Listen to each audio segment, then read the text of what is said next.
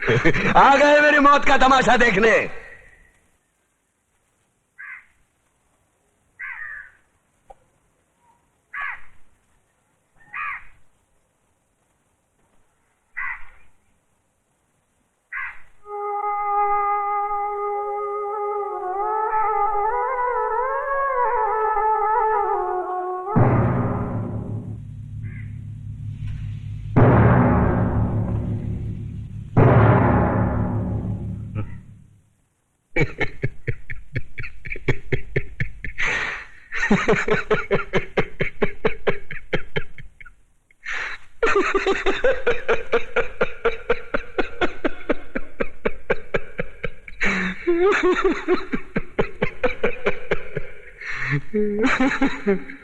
आ गए मेरी मौत का तमाशा देखने।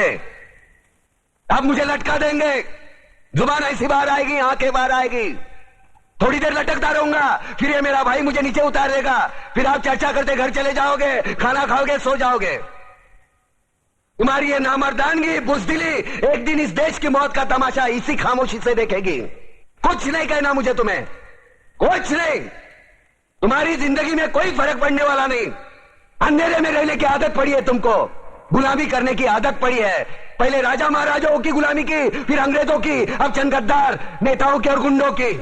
धर्म के नाम पर ये तुम्हें बहकाते हैं, तुम एक दूसरे के गले काट रहे हो। काटो काटो। ऊपर वाला भी ऊपर से देखता होगा तो उसे शर्म आती होगी, सोचता होगा मैंने सबसे खूबसूरत चीज बनाई थी, इंसान। इंसान नीचे देखा तो सब कीड़े बन गए, कीड़े कीड़े। रेंगते रहो, सटते रहो और मरो। आए और गए, खेल खत्म। क्यों जिए मालूम नहीं, क्यों मरे मालूम नहीं। कलम वाली बाई क्रांति लाना चाहती थी, कलम के जोर पर काले वर्तमान को खत्म करना चाहती थी। कौन समझा उसकी बात को? सब साले मुर्दे, जिंदा लाशें। किसे जगाती वो? मैं जाग गया, कुछ अच्छा काम करके जा रहा हूं, सुकून है। लेकिन ध्यान में रखना, तुम्हारी ये खामोशी कल तुम्हारे बच्चों के लिए रोना बन जाएगी।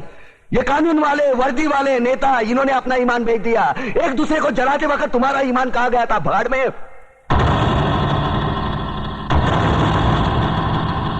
ये पिस्सू जैसा हमारा पड़ोसी मुल्क आने वाले कल में शायद अपने आप को दुनिया के नक्शे पर देख नहीं पाएगा। एक बात भूल रहा है, उनके घर में जो रोटी बनती है ना, उसका आटा भी विदेशी चक्की से पीस के आता है।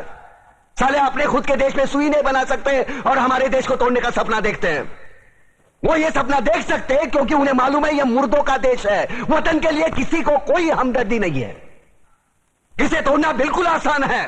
मैं हिंदू, मैं मुसलमान, मैं सिख, मैं फलाना, मैं ढिमका।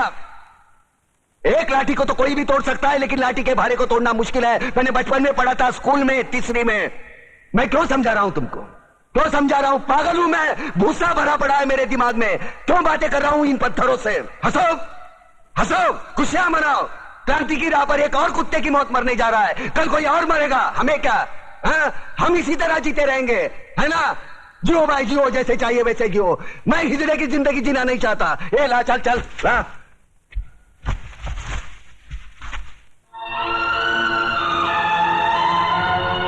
ठहरो, ये फांसी नहीं हो सकती। उन देशद्रोहियों के खिलाफ जो सरकार को सबूत मिले हैं, उससे साबित होता है कि प्रताप ने उनको मारकर देश का उद्धार किया है। इसलिए भारत के राष्ट्रपति ने उसकी सजा माफ कर दी। ये रहे उसके कागजात।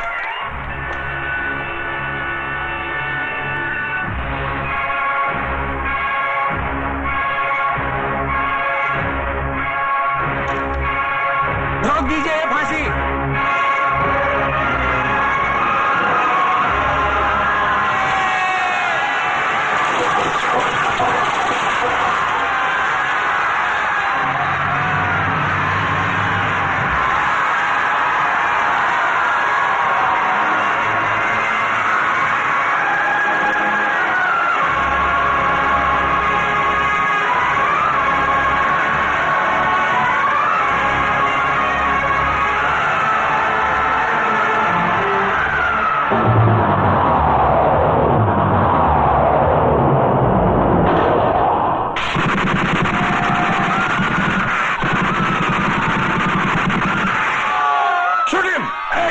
कमिश्नर, लाशों के ढेर बिछा दूंगा अगर हमारे बीच में आया तो।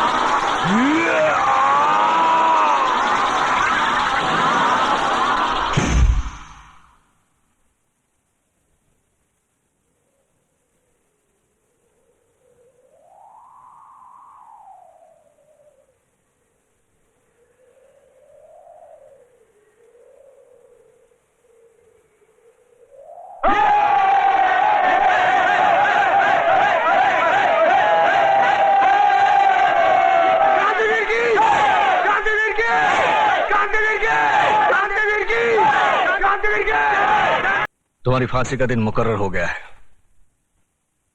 अगर कोई आखिरी ख्वाहिश है तो बता दो, वो भी पूरी कर दी जाएगी।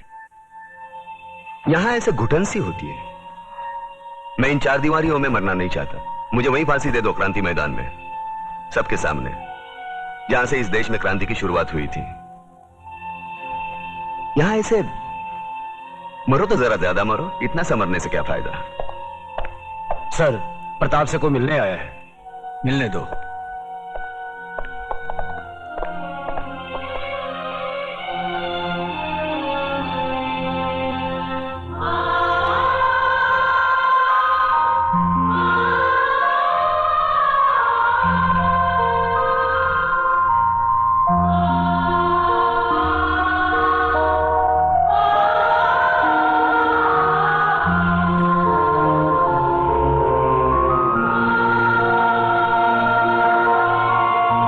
मां, अरे बूढ़ी हो गई, बूढ़ी रो काय को रही तू? नहीं रे, ये तो खुशी के आंसू है। सोचा था जिंदगी भर तेरा मुंह नहीं देखूंगी, लेकिन तेरे बारे में अखबार में पढ़ा तो रहा नहीं गया मुझसे, और मैं चली आई अपने बेटे के पास। कैसा है रे तू? बेटा, आज तूने तिलक खानदान के नाम पर सचमुच यश का तिलक लगा दिया। मैं खुश हूँ, बहुत खुश हूँ।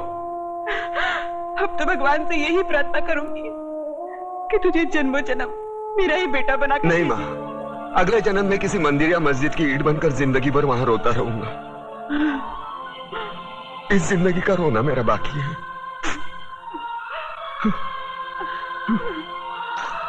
दुख सिर्फ इस बात का है, मैं तेरे लिए कुछ कर नहीं सका। नहीं बेटा, तूने बहुत कुछ किया, मुझे सब कुछ मिल गया। तेरे दादाजी की आत्मा को भी शांति मिल गई।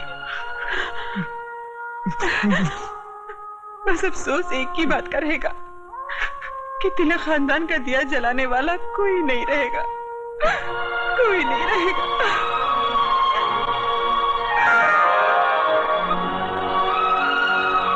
ये देख, अपनी बहू के लिए रखे थे, लेकिन अब तो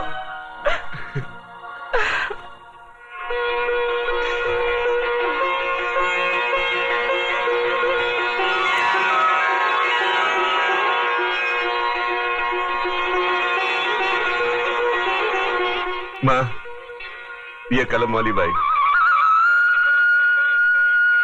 मेघा लिखती है, एक दिन के लिए हमारे खानदान की बहू बनेगी।